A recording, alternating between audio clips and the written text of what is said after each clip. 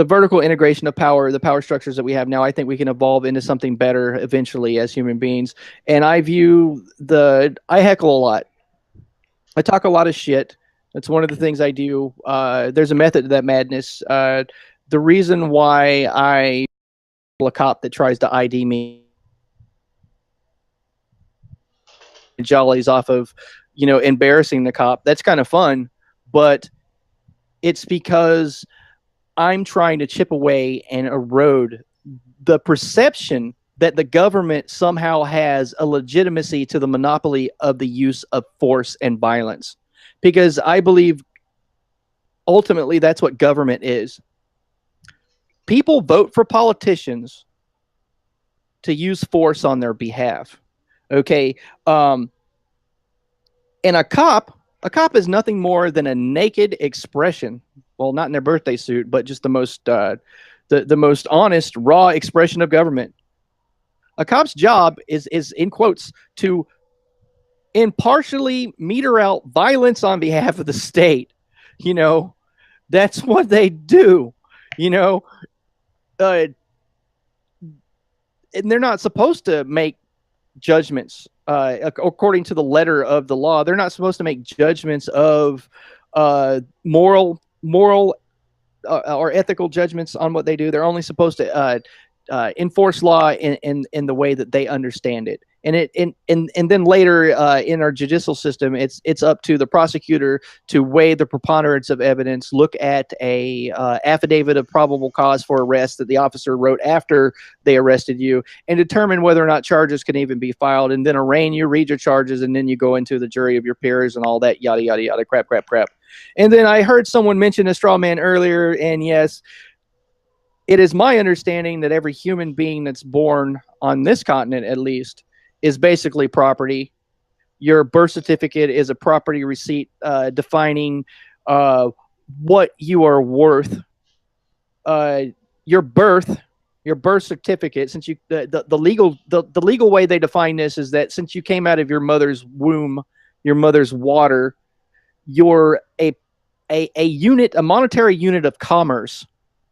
And your straw man is basically an artificial person that you agree by contract every time you sign your name in all capital letters. I believe, if memory serves, it's capitis diminutia maxima, your name in all caps.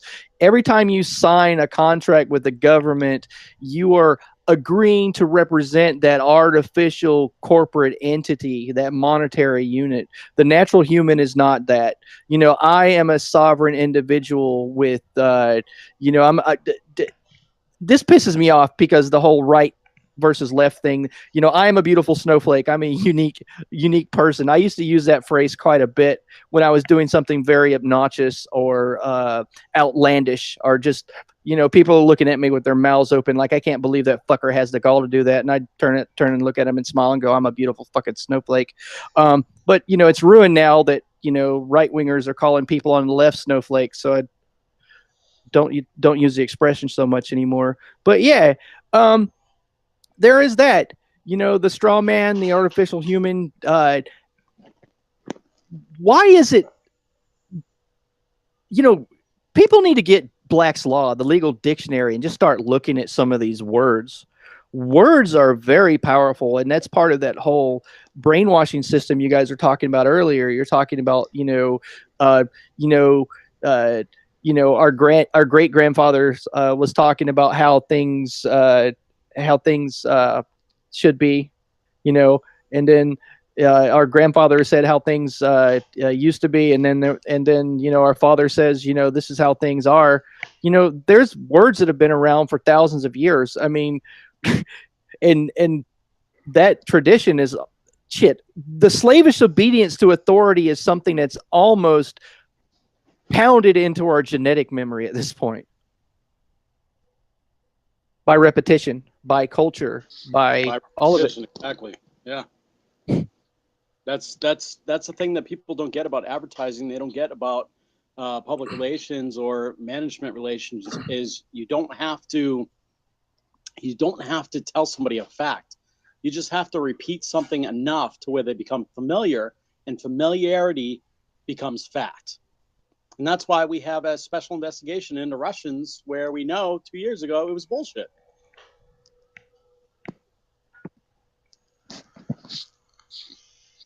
Yeah, I mean, Goebbels said if you tell a big enough lie, like long enough, then people start to believe it. It just has to be the biggest, most outlandish lie you can think of, you know. Yeah, apparently big lies work better than a small lie too. Right. It's counterintuitive. Yeah. Now, Mike? What was going on there? Like last October, I guess it was a police contract or something. I remember something where, like, there was just like bodies flying out of that city hall. Oh, sure. It was cops 3 out of there. That's great. Yeah. Let me get into that. So I call it the Yom Kippur Stampede because it was like near the Jewish celebration of Yom Kippur. But so Portland Police Bureau, like many municipalities, is very corrupt, and that corruption. My enemy is a police accountability activist. It's not individual officers. I mean, some individual officers are assholes, and some of them are hyper violent. Some of them, like our Leo Besner, has caused more than $1 million worth of wrongful death or use of force settlements. But really, my real enemy is the relationship between police unions and the city that I live in, and the city that everyone lives in. You know, these unions are so powerful by contract that they make it very, very hard to fire a cop, very hard to discipline a cop. You know, there's something called qualified immunity, which insulates them from civil prosecution for violating your rights. But anywho, so Portland Police Bureau's union contract was up for a vote. Our old mayor was leaving. Our new mayor was coming in. Our old mayor, Sam Adams, and Charlie Hells was taking. Adams wanted to, before he got out of office, just go ahead and let the new union contract, or the old union contract, expire without any changes. And there was a few addendums that he wanted to change that had to do with body cameras and a bunch of other stuff. And there was a lot of public interest. There's a lot of people pro-police and a lot of people that are anti-police and pro this contract and con this contract that wanted to talk about it in town hall like they normally would, like civics, like they told you in civics class, you have a right to petition your government for redress of grievance, yada, yada, yada, crap. So there was a few meetings had to get canceled because of disruptions. And then finally, this main event you talk about where you saw people getting herded out of the back of City Hall. The mayor told the people inside City Hall, because it was maybe 150 people, 200 people inside City Hall that wanted to speak.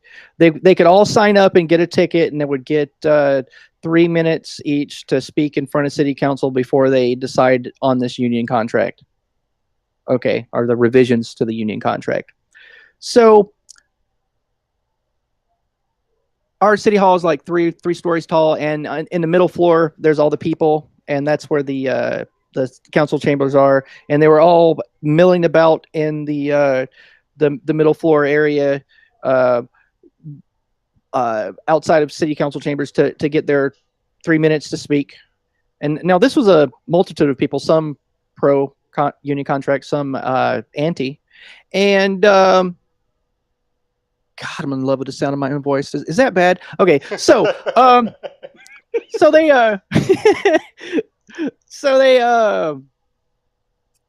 the mayor, in his infinite wisdom, I think this was very planned and very strategic because of how quickly the officers arrived. Okay, all of a sudden, within 3 minutes, filled all the stairs and elevators full of cops. And our City Hall is pretty big. So, and told everybody that there will be no speaking. There'll be no public testimony before the City Council decides on the union contract. And City Council will be meeting upstairs. And, no one has any right to petition government for redress of grievance. We won't have any, public testimony. We're just going to ram this union contract down your throat, and there's nothing you plebs can do about it. Well, as you can imagine, there was, like I said, 150 to 200 people that were just really pissed off. you know, and they didn't want to leave City Hall, the area. They wanted to. They were all given red tickets and told people are saving their red tickets. Like it was a big thing on Facebook for a while. People were showing their tickets. You know, hey, Mr. Hills, Mr. Mayor, I got this red ticket. I was supposed to speak, but all I got was an ass whipping. So I'd say about 20 minutes after people decided that they wouldn't leave, the police started a crowd control action and just formed lines going down the stairs and pushed everyone to this, bottlenecked everyone that was in that area. Like there was a woman with a prosthetic leg. There was elderly people. There were women and a few kids in this area, and squeezed them all to the back of City Hall down this teeny little stair area and forced them out the doors. And during that time, when people were being bottlenecked into the staircase that went down at a 40-degree angle towards the back exit of City Hall, people were pepper sprayed. Those people attacked. The cops grabbed someone by the head in one of the struggles and fell down the stairs with them forward. I think there was 3 or 4 arrests. Just crazy stuff. My friend Jesse Sponberg was trying to walk up the stairs at one point and back into the building, and a cop shoved him about 30 feet backwards, and he landed square on his shoulders. At one point, one of the crowd was pissed off, and they threw a wrap sandwich, like a Jimmy John sandwich, at the police. And that video was used ad nauseum by the right and the corporate media to show the unruliness of the crowd. As soon as everybody got pushed out of the back doors, RRT squad arrives. That's our rapid response team. It's our cops in riot gear. We call them the Gothic Ninja Turtles because they look like, Ninja Turtles, emo Ninja Turtles or whatever. But those guys are a fun bunch. I'm quite familiar with them.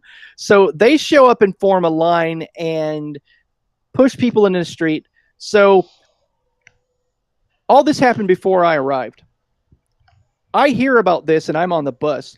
When I get there, there's people that have been pepper sprayed and they're covered in Maalox in the middle of the street.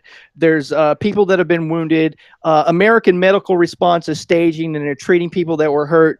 This man named Ronson Corey had his arm fractured in 2 places by the police. RRT squad hung back just as I arrived. So it's the cops in the phalanxes that you see at protests with the riot gear and doing their hard lines and whatnot. After I'm there, I start interviewing people. I started an interview series called Portland City Hall, Come to Speak, Stay for the Beatings. You can check that out on my YouTube channel.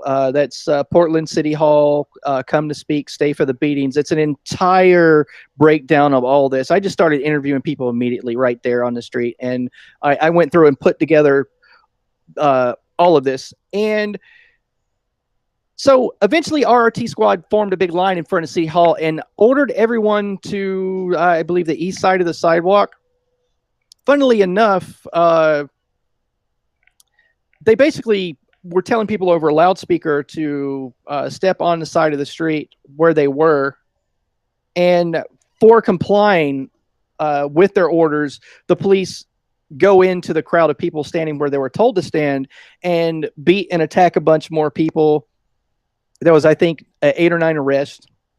Oddly enough, out of 9 arrests, can you guess how many police accountability activists they took off the street that day, including myself? How many? 7. No, wait, 6. 6 out of 8 were all well-known police accountability activists. So grab the cop watchers first.